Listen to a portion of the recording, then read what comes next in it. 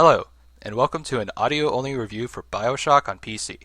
My name is Brian, or the alias I go by here is TheSchmaltzyCynic. I apologize in advance for the mic quality, as well as the lack of visuals, but I wanted to start out a channel as simple as possible as I learn how to capture and edit footage. Before we get to the review, I do ask that you watch my introduction video detailing what I do and do not cover in game reviews.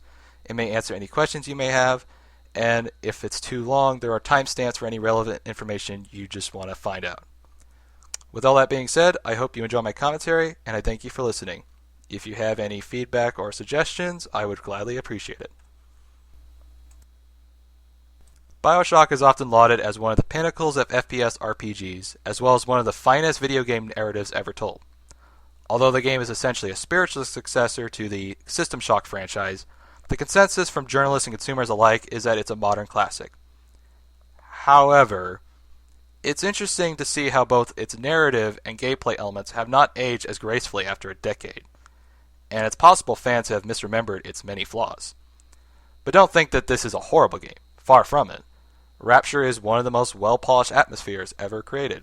The level design, in spite of its linearity, is very good and open-ended, and its core gameplay is tolerable at best.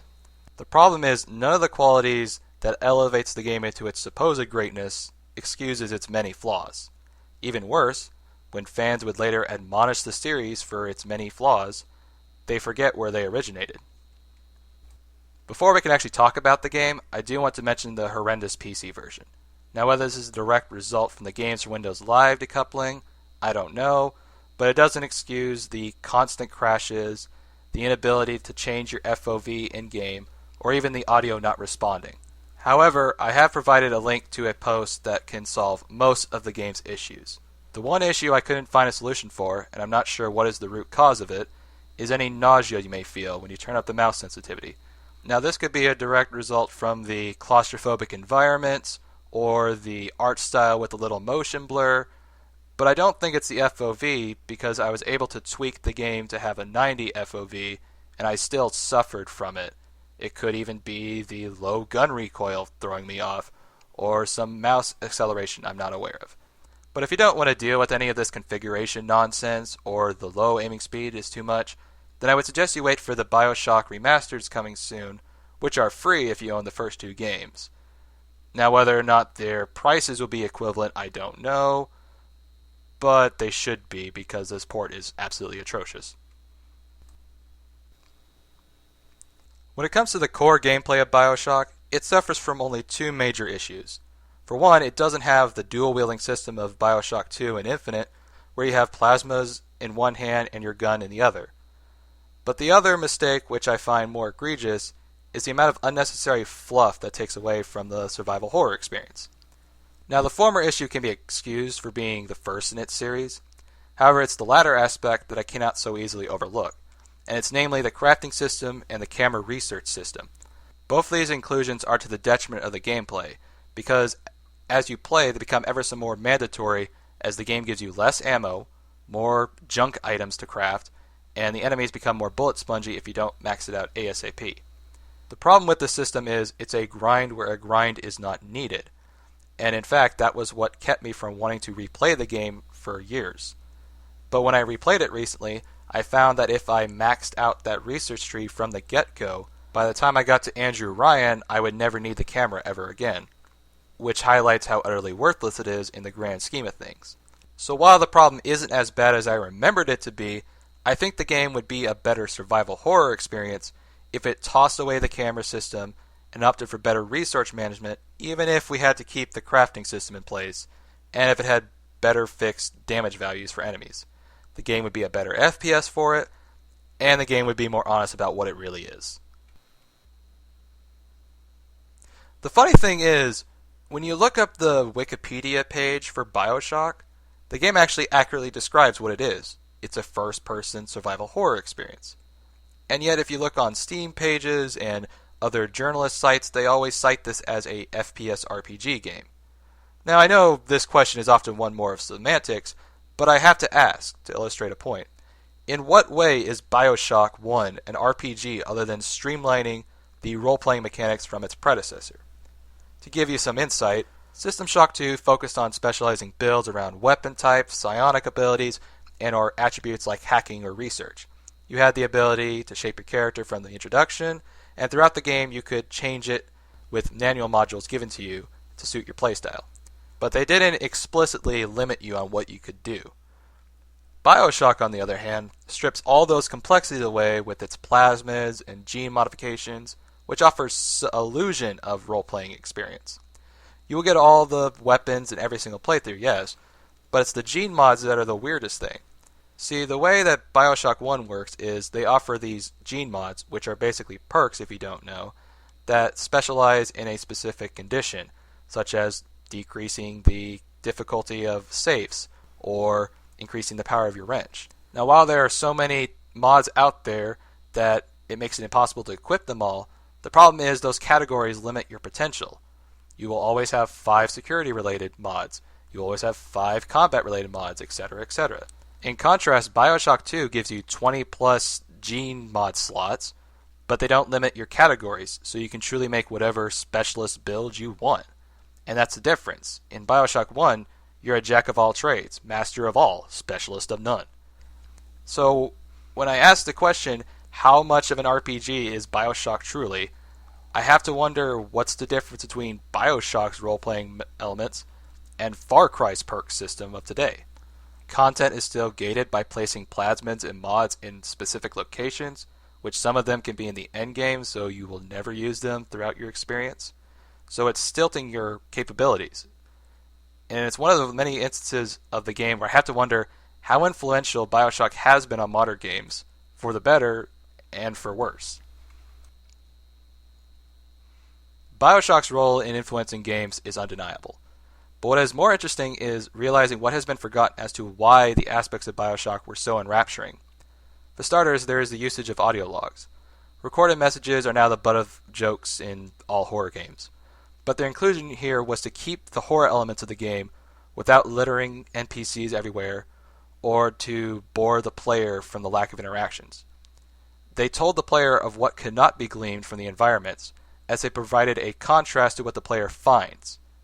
They provided something for your imagination to use. And this ties into the game's usage of environmental storytelling. For example, if you were to compare this game to Fallout 3 or New Vegas, the biggest difference is how BioShock conveys more with less clutter. The developers were able to focus more on the visual input and let the finer details, whether it be details on the wall or the audio log explaining things, fill in the rest. And without the simple distractions like a constant UI notification for picking up a bottle, the player focuses more on its surroundings. Now, are these aspects of the game perfect? God, no. BioShock and System Shock are the originators of the trope of hiding key cards or security personnel information at the worst times like a Lovecraftian protagonist. And compared to Fallout 3 and New Vegas, BioShock has a tighter and more sensible level design, so it lends itself to having more time to add in details. Now, why I think BioShock got away with being lauded as one of the greatest storytelling games of its time is because, unlike System Shock, it was commercially successful. And because audio logs and environmental storytelling is commonplace nowadays, I think the flaws are more obvious now because it just wasn't common back then. In order to showcase the many narrative issues that can be found within this game, I'm going to have to gloss over the unrelated plot points for the more relevant details. There will be heavy spoilers here, so if you have any interest in playing this game unaware of them, and if you didn't see the notification on screen, now would be a good time to go to the conclusion. Okay, so no matter how many times I replay this game to examine whatever message it's about, I never can tell what it is. BioShock tries its damnedest to provide an objective, apolitical story about a free market society freed from conventions of morals, politics, of where art and science and of merit alone is what is needed to succeed. The only problem with that message is the game never commits to the idea of unrestrained societies are possibly bad, and instead, whatever message is there gets jumbled up in the family nonsense and a blatantly good-evil choice throughout the whole game, which comes across as being very pretentious. Sound familiar? At first I thought this was an underlying motif for the game, where Jack's father figure could possibly be Andrew Ryan or Fontaine, as Andrew Ryan was his more biological father, but he had nothing to do with him, and Fontaine had goons watch over him, and he was kind of his adopted father. And that message works most of the time. I mean, it could be argued that Andrew Ryan was right all along. The city fell to parasites like Fontaine and later Lamb. And he was the more upstanding character of Rapture as he valued merits alone. He truly did, because you could hear in audio logs of him hiring people who were basically lowlives, but they showed they had something of skill, so Andrew Ryan hired them along. And when you compare him to like characters like Dr. Steinman or Cohen, who show that, merit is not satisfying enough because they have to go one step beyond. But when they go one step beyond, what is the result of that? So I'd be fine with this vagueness of a message if that was what the family motif was for. But with that forced good and bad ending, and for how really sappy that good ending was, it hampers any middle ground to be found or to mean anything. It also doesn't help that the gameplay can sometimes clash with the narrative badly. For example, why can you leave money on security devices or vending machines to hack them? How does that work? Why can't you take the money when you leave? Why does Andrew Ryan let his enemies buy bullets to fight him? Is he that committed to a free market value? Am I supposed to ignore this obvious character flaw? But for more or less pedantic and more story-related questions, why does the "would you kindly" mental suggestion on Jack so inconsistent? He doesn't appear to remember being activated, if he forgot that during the plane crash. But if he did forget it, then why doesn't he respond to the command the same way? For example, at the beginning you're told to get the radio that's of your own choice. But when you are forced to lower your weapon, the game does that for you automatically. If it was a simple mental suggestion that only works when he doesn't know, then why, when he obviously knows when Andrew Ryan points it out to him, does he not react with speaking? Why is he even a mute character when he talks at the beginning? He even screams later in the intro, but then he never talks again. And then that's supposed to matter when he loses his voice to become a big daddy. The obvious answer to these many questions is that the developers are too busy making a good game, and that's perfectly fine. BioShock is a great game for what it tried to do, and I applaud it. But it's by no means a master of storytelling or gameplay. When the remaster finally comes out, I am under no delusion that they will address all these narrative issues. I just expect the gunplay to be better, and for a more stable performance like Infinite. But why I wanted to share this with you is when you return to Rapture to relive the glory days under the sea, it won't be the same as you remembered.